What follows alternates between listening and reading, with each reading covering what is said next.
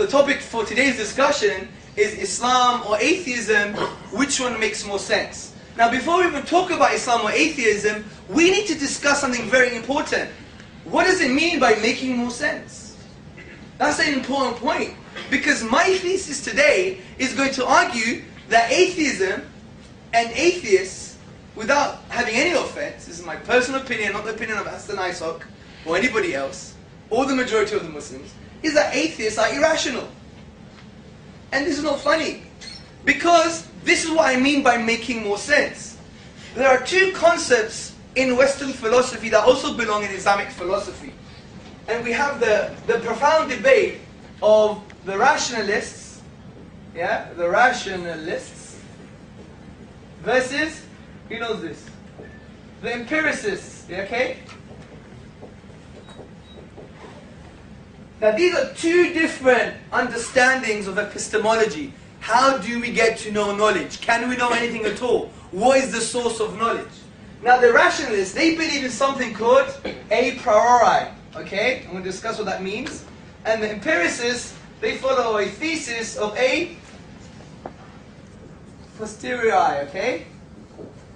Now these are two key concepts. A priori actually means that human beings have innate inbuilt concepts, and we could get knowledge that's not dependent on experience. Very important. And Socrates, he gave us an amazing example. He said you have two planks of wood. Okay, these are planks of wood, right? These are equal planks of wood. How do we know they're equal? How do we know? Is it because we have the concept of equality first before we understand the experience? Or does the experience tell us what equality is, and at the same time, instantaneously, we can say this is equal? Okay? So that's a way of justifying that there is knowledge independent of experience. Another way of looking at this is talking about the thing called causality. Things that bring things into effect. Cause and effect. Immanuel Kant, very famous philosopher, he basically said we do have a priori, an innate concept, because what did Kant say? He said we could justify this by causality itself. And he said causality is not known by experience. It's innate, it's inbuilt. The fitra. The innate disposition we talk about in Islam.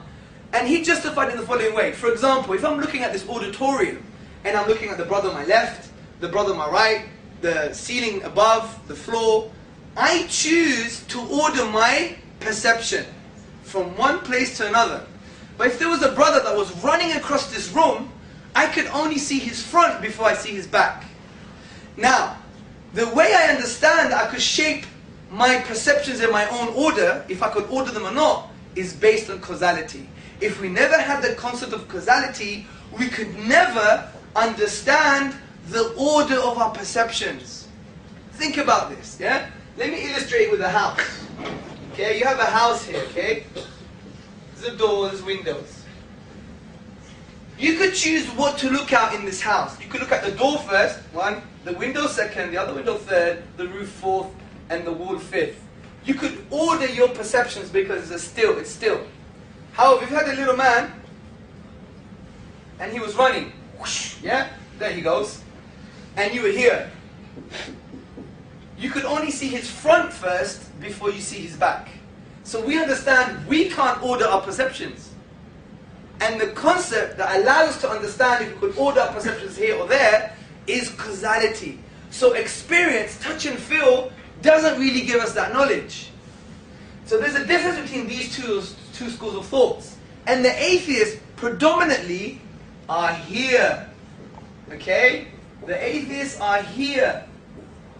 Empiricists. That's why they're irrational. Because we're the rational guys. They're the empiricists. That's why I said they're irrational. And I'm justifying it from philosophy. And I'm going to discuss why. Now Islam is based on three major intellectual components. Okay?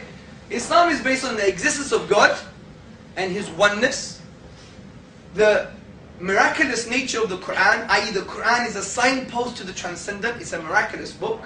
And the truthfulness of the Prophet's claim, sallallahu alaihi wasallam, to prophethood itself. Three main claims here. God exists. The Quran can be attributed to this eternal, uncaused, immaterial being.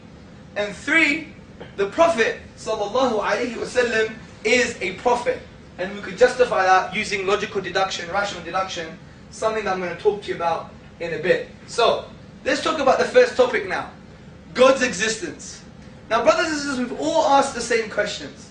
Why we are here? Why is there something rather than nothing? The famous rationalist, philosopher, the German Gottfried Wilhelm Leibniz, he said, why does something exist rather than nothing? And this is an idea that we all talk about all the time. Why does something exist rather than nothing? I mean, it puzzled people so much that even the philosopher Arthur Schopenhauer, he said he would rather that there be no existence at all. And he even wrote a philosophical piece on trying to justify suicide. Because he thought this world was just a random accident and we're just like in trouble. Even the existentialist, Nietzsche, Friedrich Nietzsche, what did he say? He said this is a mindless world. It's a chaotic world running into nothingness. Jean-Paul Sartre, the other existentialist, what did he say? He said there's no meaning to this world. It's nothing. He even wrote a book on nothingness. And he was in self-delusion because he said, well, you create purpose for yourself, but deny purpose for your existence. I think that's self-delusional. Anyway, that's a side topic. So, God's existence. And we could justify God's existence because we ask these questions. Why does something exist rather than nothing? And that's a profound question. So, brothers and sisters, what I'm going to use a key argument for the existence of God, which is known as the cosmological argument. But it's a refined version of the cosmological argument because some of the cosmological arguments were not in line with Islamic theology. Okay? It was more of a kind of Mu'tazili tendency, a rationalist tendency, which doesn't mean this rationalist, by the way, and I'll explain later. But this refined version of the cosmological argument is actually what I call a Quranic cosmological argument. Because the premises of this argument are based in the Quran itself. So, the premise is as follows. Whatever begins to exist has a cause. Okay? 2. The universe, what am I going to write here, guys? Began to exist. Good. Okay, what's the conclusion? 3, therefore. That's it. Okay. I'm going to do that for universe, okay? So these are 3 main premises. 1, whatever begins to exist as a cause. 2, the universe began to exist. And since these 2 statements are true, then you have a valid argument. In logic, if the conclusion follows the premises, it's a valid argument. It becomes a sound argument, which means it's true, because you could justify both of these premises. And that's what I'm going to do now. No one can deny premise number 1. Premise number 1 is almost an undeniable fact for many reasons. 1, historical, social, and experiential. Human beings, when we hear something like a bang, we know it came from somewhere. Hamza's heavy hand. Okay? So we know things, when they begin to exist, they have a cause. Significantly, and I gave you the example of Immanuel Kant, to deny causality would to deny that you have the ability to order your own perceptions. Do you remember when I gave you the example of the house? You could order what you perceive on the house, but when something's running across the table, for example, you don't have a choice to order your perceptions. And the ability to understand that is that we have the innate concept of, causality. So we are justified to follow this premise. Whatever begins to exist as a cause. Now the only counter-argument is from the atheist camp. The irrationalists. The empiricists, do you remember? Because everything is based on touch and feel. Something that denies their own existence, in my own opinion, because they can't even prove by an empirical route that their great-great-great-great-great-grandmother exists. We don't have her DNA. We don't have her grave. So she doesn't exist, does she? And they may say, oh, but wait a minute, we're here today, so she must have existed. But you're using rational thinking now. That's the point. You can't have your cake and eat it. So we're justified on this premise. But there's a counter-argument, and what the atheists say is this. In the quantum vacuum, let's call this V, QV, yeah? The quantum vacuum, there are particles that just jump into existence out of nowhere. Yeah? And it's so freaky that two particles could exist at the same time in two different places. This is the matrix going on here, man. Yeah? However, there's a slight cheat of hand here, okay? Because the quantum vacuum, okay, is not equal to nothing. The quantum vacuum is actually something. Any basic level of physics will make you understand that the quantum vacuum is a rich structure. It obeys the laws of nature, and it's a sea of fluctuating energy. It's a sea of fluctuating energy. So things do not come out of nothing from that perspective. In actual, they come out from the vacuum itself, because the vacuum is not nothing. So there's nothing that can deny this premise. That is the only known counter-argument to premise number one that I know of. But we can have a discussion in the Q&A. Number two, the universe began to exist. This we can justify from two perspectives. One is talking about the infinity, okay? The infinite. Now, this is the sign for infinite, okay? The universe began to exist. Now, if the universe never had a beginning, if the universe never had a beginning, what would that mean, brothers and sisters and friends? It would mean you didn't have a cause, that's good, but what else would it mean? It would mean that the universe's history is going towards what? Infinite.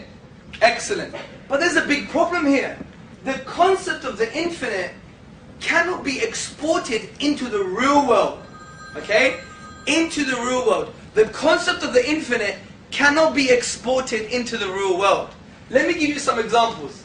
Say, for example, we had an infinite number of Richard Dawkins in this room. Everyone know who Richard Dawkins is, yeah? Good. He's the prophet of neo-atheism, yeah? So, if there was an infinite number of Richard Dawkins in this room, and I took away 2 Richard Dawkins, how many Richard Dawkins do we have left? Okay, we have still infinity, we have infinity minus 2. Fine. If it's infinity, we've taken 2 less than infinity, and surely that means it's not infinity anymore. Also, if it's infinity minus 2, then what does that mean? That means surely we should be able to count how many Richard Dawkins are in this room.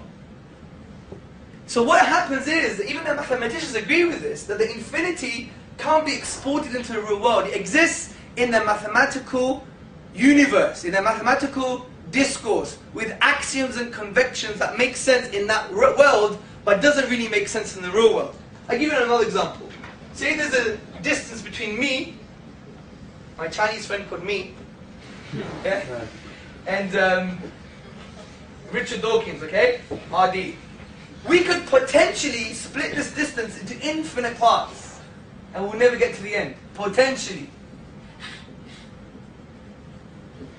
But I could actually walk this distance. So the infinite in the real world is potential and never actual. So every example we bring into the real world, we understand that the infinity leads to contradictions and paradoxes and absurdities in the real world. It just doesn't make any sense. And that's why the history of the universe are real things too. So it necessitates that the universe must have had a beginning in time, because the infinity doesn't make any sense. That's the philosophical argument. The other argument is that we know the universe began to exist at a point in time because of what? Who's heard of the Big Bang Theory? Only 5 of you have heard of the Big Bang Theory? Good. And it's not that thing that happens after too many curries. Okay? I use that all the time and people still laugh. Okay? Must have been those infinite jokes.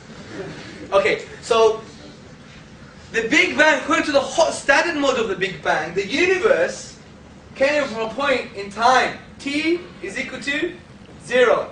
Okay? And the universe from that point onwards was expanding. Okay, we've got expansion.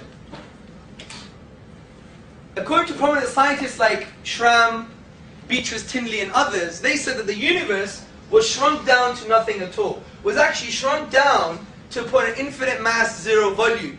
What is infinite mass, zero volume? It's a scientific word for nothing.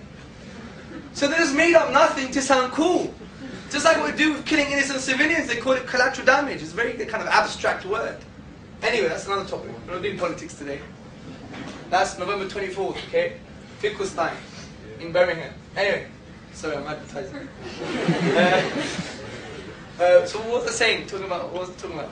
Yeah, how some physicists say at this point, yeah, which is not really t minus 0, but at a certain point here, we don't know what happens. The laws of nature break down. So they give an example of two beakers. One's full of water and one's empty.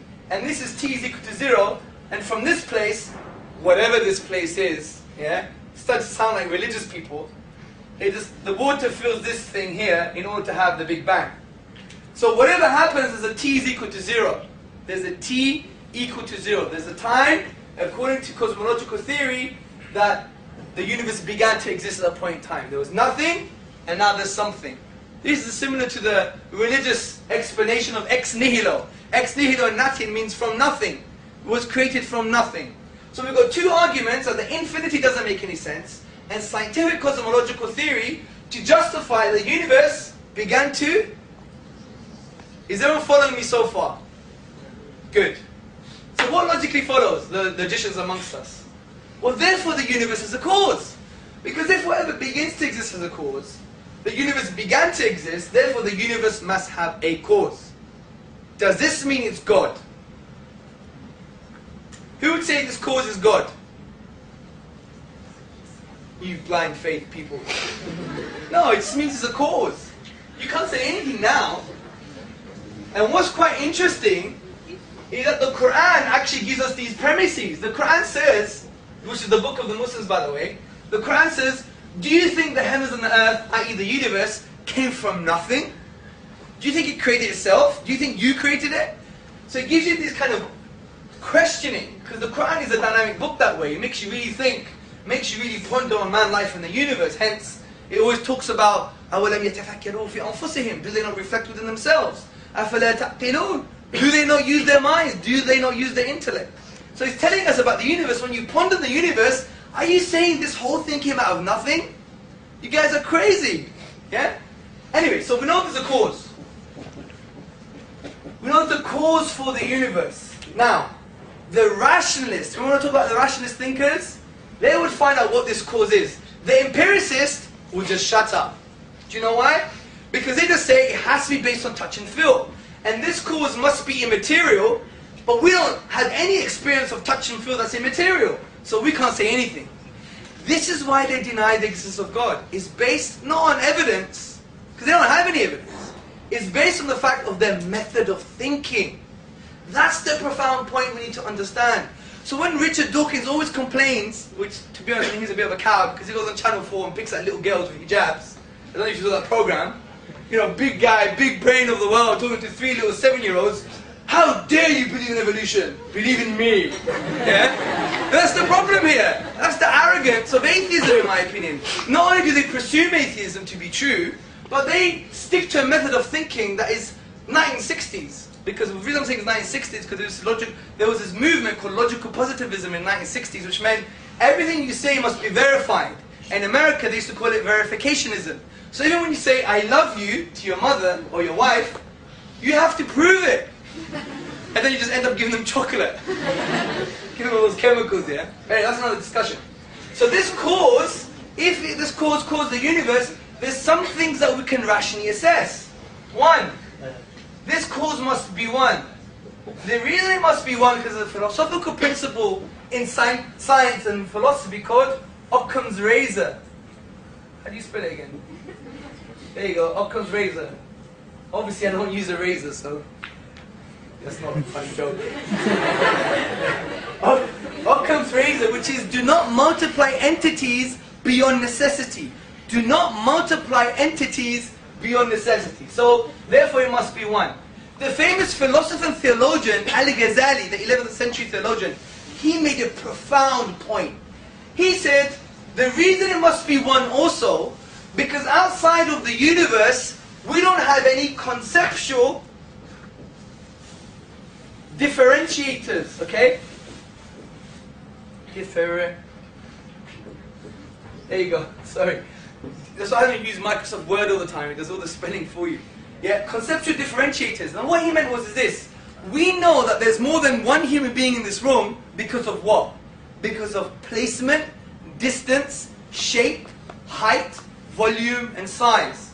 This is the way that we know that there is duality, there's more than one thing. But outside of the universe, we don't have any of these concepts. We don't have any of these concepts, so we can't even claim its duality is more than one cause. Because we don't have any concepts to make us understand that. Because we don't have a sensation of space, distance, and etc. So it must be one. The second point is, it must be immaterial. Why do we say this? For many reasons. The first reason is, because it calls the material world. If you just say it must be material also, you're just expanding the boundaries of the universe. Because the universe is a sum of all matter. And if you're expanding the boundaries of the universe, we still come to the question of how did it come to be? If it began to exist at a point in time. So that's why some of the ridiculous scientists, in my opinion, like Stephen Hawking, how arrogant do I sound when I'm cussing Stephen Hawking? But it's true. No.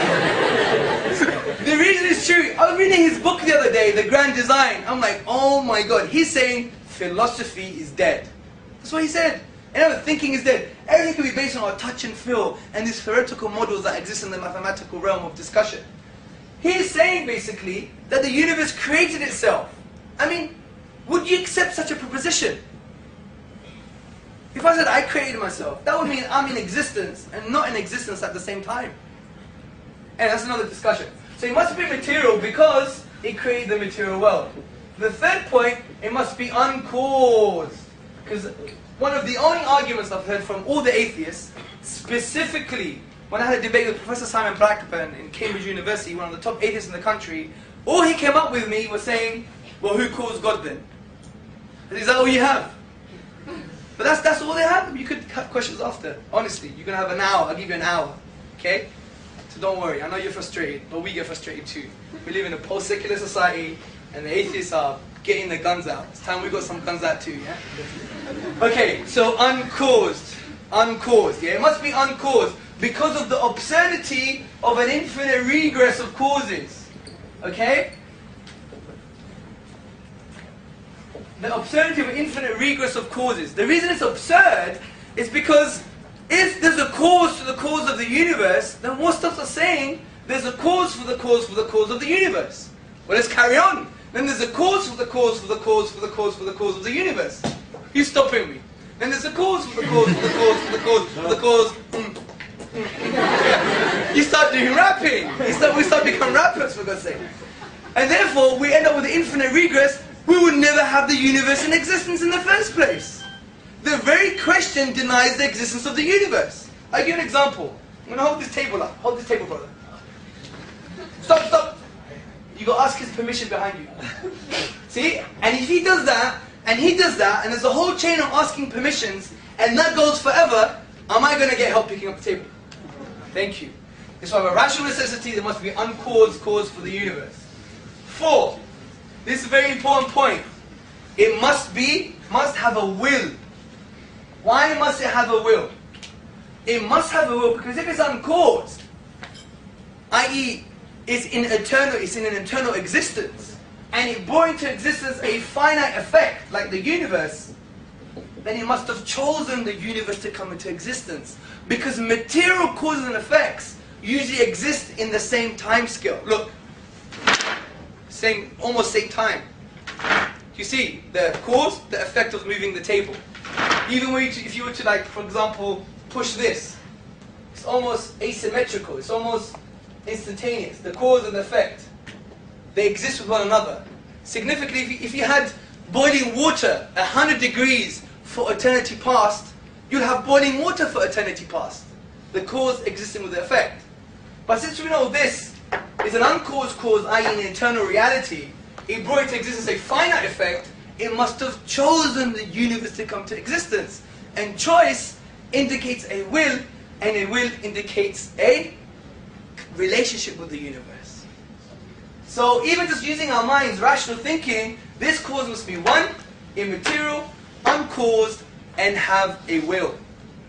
Lo and behold, this is so in line with the Quranic view on God, as Quran says in the 112th chapter, قُلْ هُوَ اللَّهُ أَحَدٌ اللَّهُ الصَّمَدُ لَمْ يَلِدْ وَلَمْ يُولَدْ وَلَمْ يَكُنْ لَهُ كُفُوًا أَحَدٌ. Say, He is God, the one, the unique, the eternal, the immaterial, the subsisting, the one that was not begotten and He doesn't beget. And there is nothing like unto Him. He's immaterial. So our fitrah, our innate disposition, our rational faculties can come to the conclusion that there is a cause for the universe that is one, immaterial, uncaused, and has a will. That is the basic definition of God from a Quranic perspective. So we have good reasons to believe, as theists, as Muslims, that God indeed does exist. And a thesis that opposes this is a very empirical thesis. It's a thesis that is irrational, because they don't use the method of rational thought, they use the method of empiricism. So that's why I've justified my claim in the beginning that atheists are irrational. Thank you. Now, that's the first point of the Islamic worldview. The second point is actually justifying the Quran itself. Okay? Now, the Quran we could quickly say is a miracle. Now, what do we mean by miracle? First and foremost, we don't mean the old David Hume discussion of a miracle. David Hume was the famous skeptic Scottish philosopher who didn't even believe in causality. Okay? David Hume, he said, miracles are incoherent because they are violations of natural law. That's what he said. Miracles don't make sense because they're just violations of natural law. But that is the profound point here. I agree with him. That description of miracles doesn't make any sense, because what is natural law? Natural laws are just inductive generalizations of patterns we perceive in the universe. This is universe, okay? Now, they just are inductive generalizations of patterns we perceive in the universe. If the pattern changes, does that mean it's a miracle? Maybe it was part of the pattern. So if we've been observing all our life this pattern, say for almost eternity, and all of a sudden you have this, yeah? According to that description, that would be a miracle. Yeah, because it's violating a natural law. But miracles don't make sense from that perspective. This is why the Islamic view of miracles is far more logical, far more profound. It's something that the Christian philosophers have also copied. Okay? In my opinion. They've copied it, plagiarism. Okay, so what is a miracle? It's basically an act of impossibility. Or in more technical terms, it is an event that lies outside the productive capacity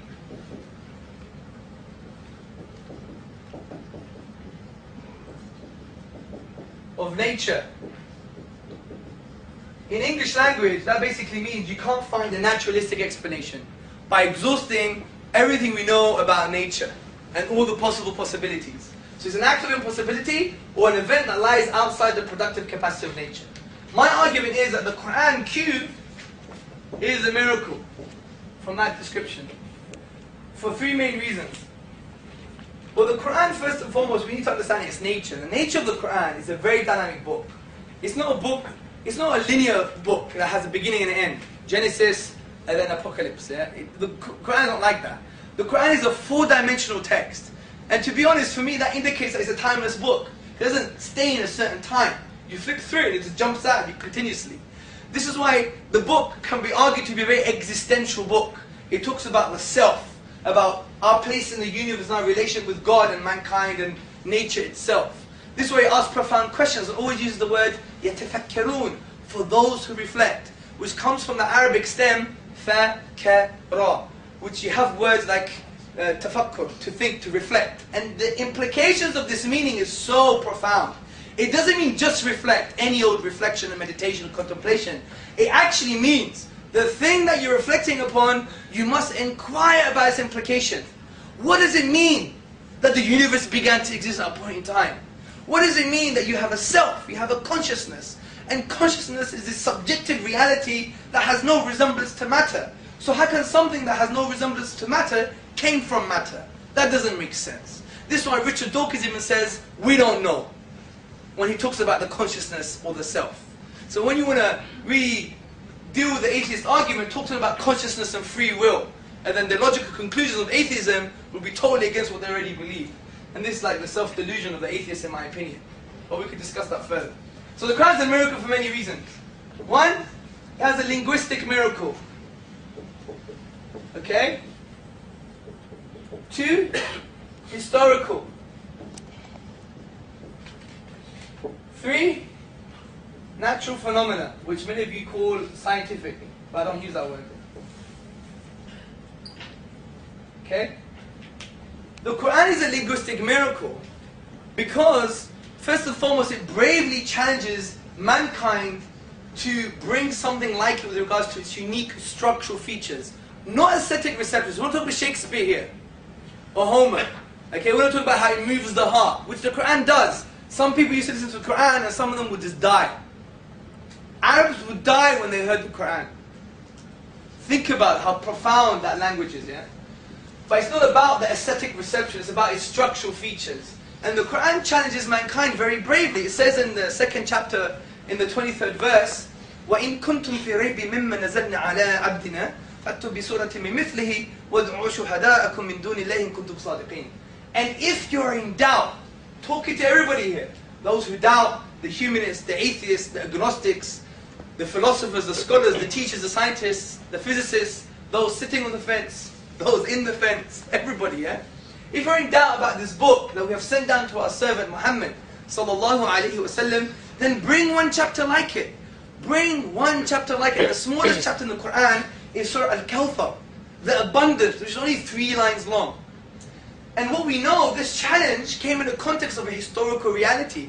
Because according to Western and Eastern scholarship, the Arabs at the time of revelation were Arabic linguists par excellence. They were the best at expressing themselves in the Arabic language.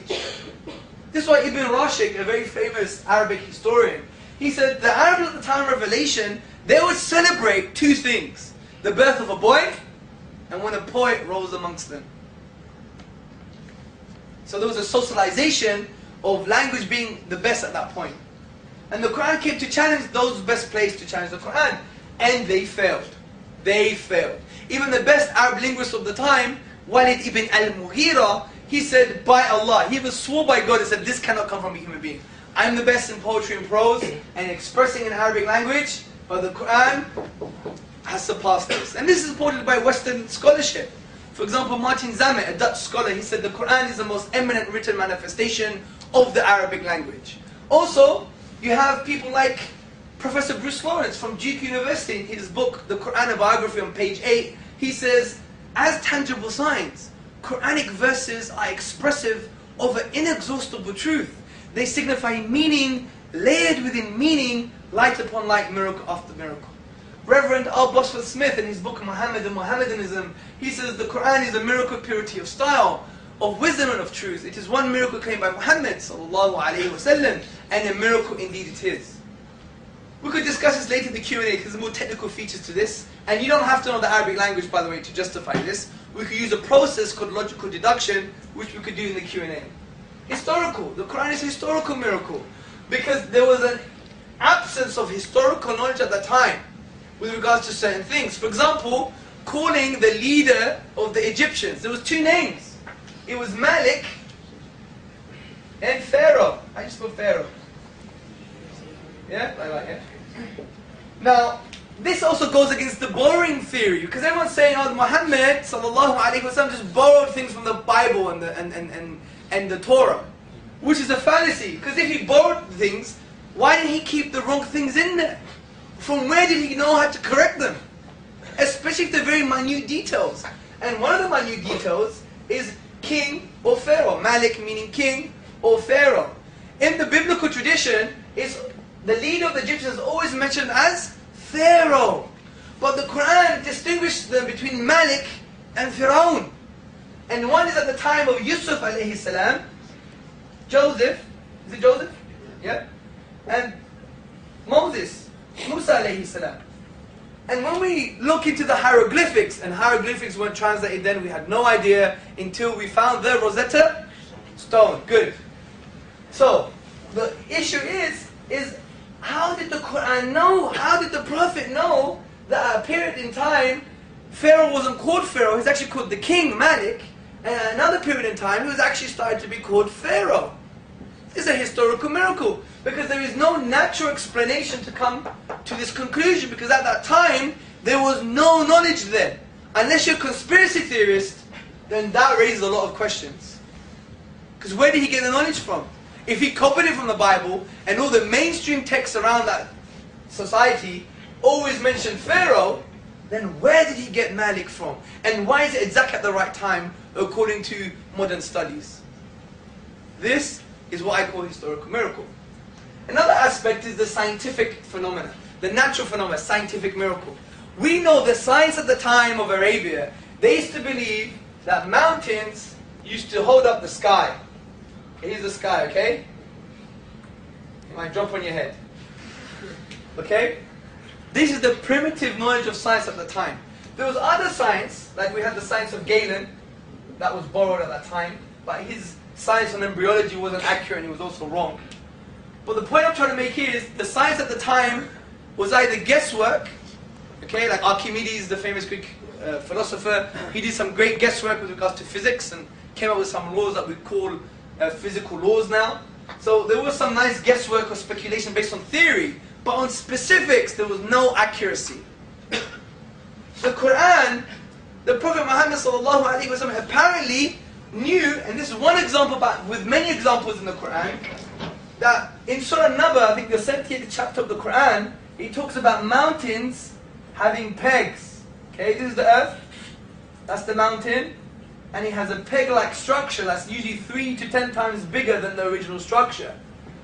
How could he have known this?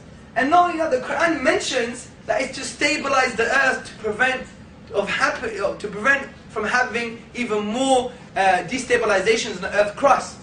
Something which the geologists in only the past 30 to 40 years have called isostasis. The Quran mentions this explicitly over 1400 years ago. And my argument is, why mention such an irrelevant detail? Honestly, it has no relevance to Arabian society. They weren't scientists. A lot of the Sahaba, the companions of the Prophet, they just took this as information. But this is what the Quran says, and we will show you our signs, our evidences throughout time. And here we are now, able to understand what this really means, that they are like peg-like structures, which many geologist books actually call them pegs almost, root-like structures, and they have this effect of isostasis, to basically stabilize the earth crust. Now my argument is, how can an illiterate man from an illiterate people come out blazing with a miraculous structure of language, coming out with historical minutiae that were even irrelevant at the time, but were still mentioned for accuracy, and also describe natural phenomena that were impossible to come just blazing out of the human mind, especially if we didn't have the equipment that we have today, 1400 years fast forward. So this shows us that there are no naturalistic explanations for the features of the Quran. So it's in line with an act of impossibility. These are acts of impossibility because for the language we have the 28 or 29 Arabic letters. We're not going to have another 30th letter or the 31st letter of the Arabic language. And when you exhaust all possible combinations, you can't come with the style and the structure of the Quran. Historical miracle, at that time we had none of this knowledge, it was impossible to find this knowledge, therefore there's no naturalistic explanation. Natural phenomena, we didn't have the equipment to even fathom that mountains had this process of, had this peg-like structures and they create this process of isostasis, stabilizing the earth crust. So therefore we have good reasons to believe that the Quran is an act of impossibility. It's an event that lies outside the productive capacity of nature, because we've gone into the nature of language, history and science at the time, and we cannot attribute it to nature itself. Therefore, we're seeking for supernaturalistic explanations. So we have good argument to say that the Quran is indeed from God. Now, the last argument is a beautiful argument. It's about the Prophet's claim to prophethood. This is actually borrowed in a way from the C.S. Lewis Christian argument, but it really applies to the Prophet Muhammad sallallahu alaihi wasallam. Now, the Prophet sallallahu alaihi wasallam, peace and blessings be upon him, was a very interesting man. The Prophet himself, he was amongst his Arabian brethren for 40 years.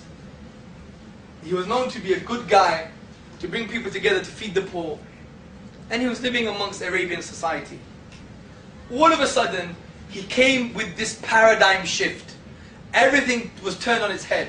Politics, theology, spirituality, economics, religion, everything changed on its head because of La ilaha illallah, the profound concept that there is no deity worthy of worship apart from Allah, apart from God Himself.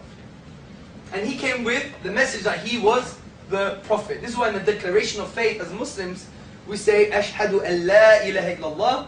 I bear witness that there is no deity worthy of worship but Allah. Ashhadu anna Muhammadan abduhu wa rasuluh. And I testify that the Prophet Muhammad sallallahu alaihi wasallam is his slave, his servant, and his messenger. So, there are only a few possibilities about this claim. One, he was a liar. Two, he was deluded. Three, he was both. Or four, he was speaking the truth. What does entertain these? Can the Prophet Muhammad sallallahu alaihi wasallam be a liar? Well, this creates more problems than it solves. Especially the Orientalists, they would say, we would love to call him a liar, but to do so would create so many different philosophical problems that we won't be able to deal with. For example, what is the psychological disposition of a liar? He was against something, right? The Prophet didn't gain anything. He sacrificed everything just for the message. La ilaha illallah. There is no deity worthy of worship but God, but Allah Himself. Significantly, he was known as the trustworthy in the time of Arabia. They knew him. They used to ask him to solve disputes. Also, if we look at his life, we see that he was so hungry that he tied 2 stones to his stomach. He used to eat leaves from trees when he was boycotted from his beloved city. He loved children so much that he would almost curse a man for not showing compassion and mercy to his children. But he was stoned by children in a city outside of Mecca. Stoned by children, where his blood was running down his legs and the sandals were stuck to the sand. Something which he called his most difficult day. His wife died. His sons died. His companions were tortured. He was on a battlefield. He was fighting, defending Islam, being hurt and injured. And even at the time of injury and the calamity of war, he's not pressing a button like a lot of cowards do today and pressing a trigger a few miles away. These are cowards, man. Blatant. Yeah, using a hackney term in London. Yeah? This is blatant coward behavior. That time war was sword and sword, man to man. It was fighting. It was in the midst of disaster and turmoil. Imagine the psychology of a man. And he was injured. I think it was a spear that hit through his armor and went through his molar tooth. And he was bleeding.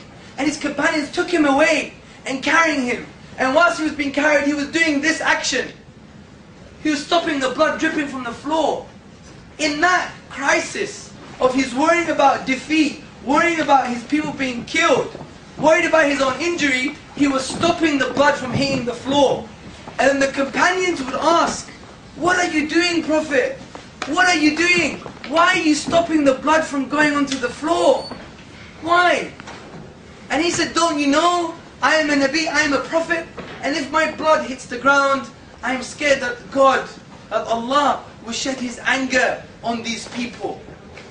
He had every right to want God's anger on those people. He was in a state of war. He was fighting the turmoil of fighting at that time face to face, and he was injured, but he still wanted to show mercy to the enemy, because in Islam fighting is not an end, it's a means for justice and a means for mercy at some points when diplomacy fails. And this was the type of character. Is this a liar? You claim that's a liar, then your mother is a liar. She didn't give birth to you then. That's the philosophy here. If you claim the Prophet is a liar, then it's equivalent to saying that your mother never gave birth to you. So he's not a liar. Is he deluded? Was he a madman? See, this is more reasonable from a philosophical perspective. I would say no way, Jose. The reason being, what is the product of a deluded man? Are you really serious that a deluded man would be a founder of a religion? That would basically, you'd have followers of 1.6 billion people? And not just that, the gentleman's laughing, but we'll have a discussion later. Yeah? And then, would it be a product of having a model and principles that are timeless throughout 14 centuries?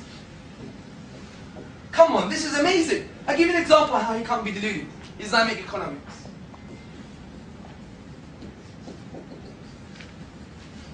Islamic economic theory based on values and principles emanating from the mouth of the Prophet Muhammad sallallahu alaihi wasallam and the Quran itself have transcended 14 centuries. Is this a product of a deluded man? Is this the product of a deluded human being? No. We have scholars from America coming to London giving us lectures, us Brits lectures, on that we must adopt the Islamic economic principles. Because in the biggest credit crunch known in the 21st century, the Islamic economic entities survived better than any other entity because it had certain principles that were emanating from 1400 centuries. Is this the product of a deluded man? And I could go into the Islamic economy in a very profound way. You know, I could talk to you about the 6 pillars. I call them 6 pillars because I only know 6 aspects. That's why there's probably many more. But of Islamic economics. For example, let's take geopolitical theory as an example. Capitalist geopolitical theory says there's not enough resources and too many needs. So that creates an aspect of excessive competition. But the Prophet ﷺ said in a narration in Sahih Tirmidhi, he said that the son of man, the son of Adam, i.e. the human being, all he really needs as essential needs is food, shelter and clothing. And if you look at some geopolitical studies, apparently there's enough resources for essential needs to feed 36 billion people. Don't fall for the trick that these capitalist morons, have said that we don't have enough resources. It is a profound joke. This is why they create concerts thinking that you could dance away poverty. Honestly, and they do this all the time, and they're manipulating your minds. Shame on them and shame on us for not waking up. We're like sheep. Do you know how many concerts we would need in London every day just to remove the interest of one African nation? About 1,000 concerts a day. This is a joke. This whole global poverty thing is a shifts your consciousness into the wrong direction. We need a paradigm shift here. That's what we need. We need a paradigm shift. And that is so true. Anyone studying economics. And you know what? They attribute Adam Smith, the founder, 18th century founder of capitalism, they attribute all these theories to him. But believe me, if he was alive today, he would spit in the faces of a lot of these bankers. Because he would say, you know, human transaction, and this is equivalent to the Shafi'i madhab. In the Shafi'i school of jurisprudence in Islam, an economic transaction is a moral transaction. This is something that Sheikh Hamza used to talk about on YouTube. Sheikh YouTube. Yeah. So, and he was saying, in that fiqh, it's like you have to be happy and nice and shake hands with a man and express your beautiful nature as a human being and have a social interaction. Yeah? But if you go to anywhere in this country, a lot of these interactions that you have, they're reduced to commercial transactions. That you're just like normal, you're not even human beings.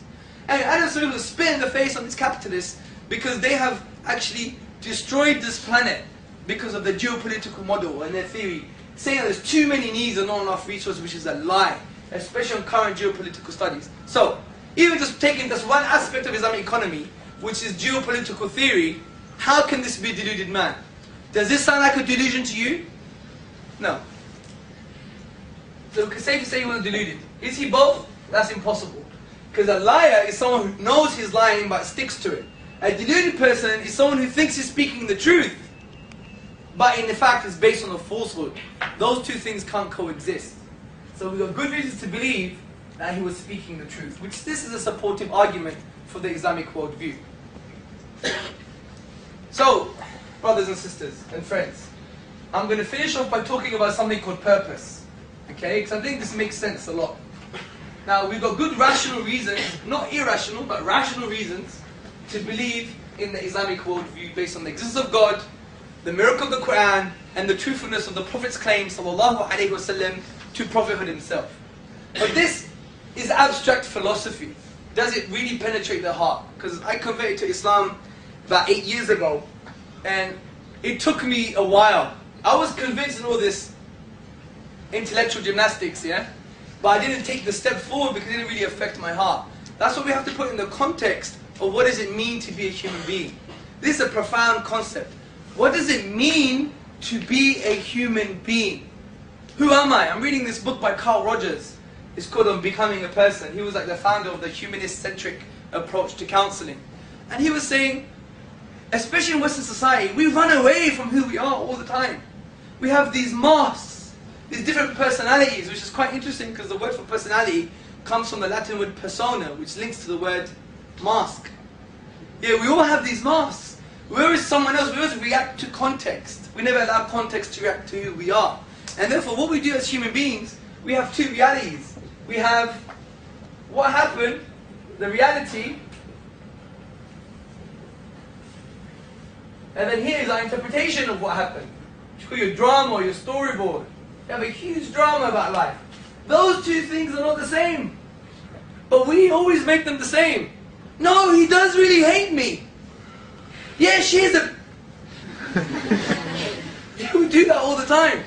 What we need to do as human beings, I think, is really find the emotional, intellectual space where we know that what happened is not actually the same of our interpretation of what happened.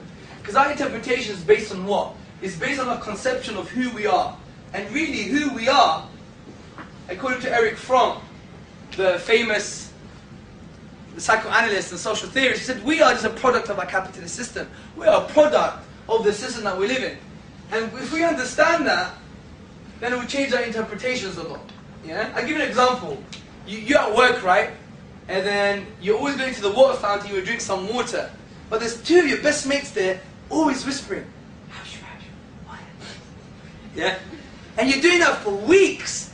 And you're like, they hate me, they don't love me anymore, I hate this job. You have an argument with your wife in the morning, you just go crazy, you go to work, and you say, I quit, you guys are everything. And then what happens? He gets sacked because he was naughty. And then what does he find out? His best mates were planning his birthday party. That's the reality of human beings. How many times do we hate our father and our mother? We do it all the time. We do it all the time. And a lot of our problems, I think, in my opinion, is based on parenting. Yeah? We just don't, we're not complete with our parents. And it's so important. Even with me, my dad is a great dad, right? For years, even since I was a small boy, he's a humanist, yeah? He's always saying to me, he loves me. You don't even get Muslim fathers saying that to their kids, man. This is why Ibn Qayyim, famous theologian, he said, where you have Islam, you should find mercy. But it's the opposite sometimes. And we need to recapture our tradition of mercy. We are people of rahmah, people of mercy. The Prophet ﷺ said, if you don't show mercy, mercy is not shown to you. And this is so true because human beings, kids. Why does my child, for example, my son, he says to me, Papa, look, spider. He wants to share. Human beings want to share. That's the fitrah, that's the innate disposition. Human beings want to share things all the time. And that's why we want to share mercy and good deeds to other people. It makes us feel better. And that's part of the mercy of God. Giving us that process to feel good about ourselves by being good to others as well. So, my point is, there is a difference between what happened in our drama and our interpretation. Now the reason I'm mentioning this, because it links to purpose of life. The reason it links to purpose of life, because sometimes we're so wound up in our own drama about life, that people hate me, people are against me, I'm not going to achieve anything, it's all about competition, you're not in this free space to really know who you are, you forget about the bigger scheme of things, like your own purpose. Why are you here in the first place? Now from the atheist perspective, and this is the tragedy of atheism, this is the crux of the matter. Who had seen Back to the Future? What is this? What's that? That's the flux capacitor. That allows time travel to happen. Now what I'm going to say is the flux capacitor of why atheism is wrong. Yeah? Now the flux capacitor, the crux of why atheism is wrong, the logical conclusion, these are the logical conclusion of atheism is this. There's no purpose. Okay? There's no purpose, one. Which may be logical. But from that, we're no different than a swarm of flies. No different from a herd of sheep. We're just molecules and atoms. We're a rearrangement of atoms, brothers and sisters. A bombing in Iraq is a rearrangement of molecules. It's not innocent human beings. Because there's no meaning in the atheistic paradigm what innocent really means. Because all we're here to do is to propagate DNA. Richard Dawkins. What does he say in his book, The Selfish Gene? We're just robots, DNA robots want to propagate our DNA. And this is quite interesting, right? If that's all we're here to do, then from a evolutionary perspective, that has justified polygamy for me. It's all about propagating your DNA, isn't it? So really, from a moral theory perspective, atheists should be polygamists. But they're too scared, that's why. Not saying that Muslim men are brave or anything. And plus when we do it, we always manipulate as well, which is a bad thing. Anyway, so we're here just to propagate DNA. What value does that have? What value does that have? There's no ontological foundation for morality here. There's no rational basis for morality here. Also, it shows to us from a cold, scientific, empirical, atheistic perspective, we're going to suffer a heat death in the universe, thermodynamics. It's going to be a cold universe one day. It's going to be lifeless. The sun is going to burn out the earth. So what does that mean? That means the philanthropist who was engaging in charitable activities all his life comes to nothing at the end. The researching biochemist who's trying to deal with cancer comes to nothing. All these things come to nothing. It's an empty, lonely universe. This is why a lot of the existential philosophers, one of the existentialists, but other philosophers, they said, should we suicide? They questioned that. That was a big question. David Hume wrote about it. Arthur Schopenhauer wrote about it. Should we suicide? It's a cold universe. We're just here to propagate our DNA. Now one argument the atheists say is, when you have no purpose, you could create purpose for yourself. But that's a self-delusion. You create purpose for yourself, but your very existence has no meaning, has no purpose. I would argue the Islamic view on purpose is far more profound, because it makes sense of consciousness, that consciousness exists, and it also makes sense of morality.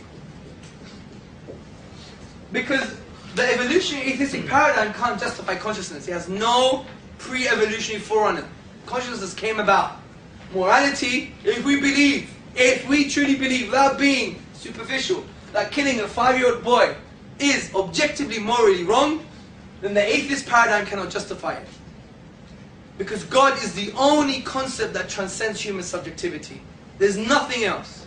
Evolution, it could be a foundation for morality, but it gives it no meaning. Like Mark Aurelius, the famous philosopher of science, an atheist, he said, you think when you say love thy neighbor as thyself, you think you're referring above and beyond yourself. But truly has no foundation. And our morals have evolved like ears or teeth. And it doesn't make it objective, it makes it subjective and relative, because if we've got biological changes, our morals will change too. And evolution can't even justify consciousness or even our rational faculties.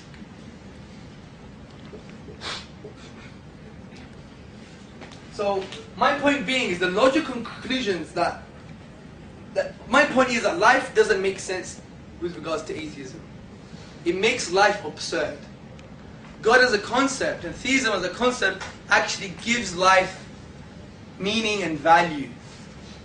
And this is why I mentioned in the beginning about the torture, and they were to torture his kids to save all those human beings. What would you do? What would you go against your very purpose of existence in order to preserve your existence? Muslims wouldn't do that, because they know their purpose is to be moral. Ali Ghazali said, our view is to be moral. So we'll never deny that in order to save our existence, for our existence is to do that. But the atheistic paradigm is, it doesn't matter, mate. It doesn't matter. Kill those 30 people. in order for the rest to survive. Because our values can be broken in order to preserve them, which is the paradox of the atheistic worldview. Brothers and sisters, I'm sure we're going to have a very enlightening Q&A. Anything that I've said that's wrong or inaccurate has come from my ego or shaitan. Anything that I said that's good has come from Allah subhanahu wa ta'ala.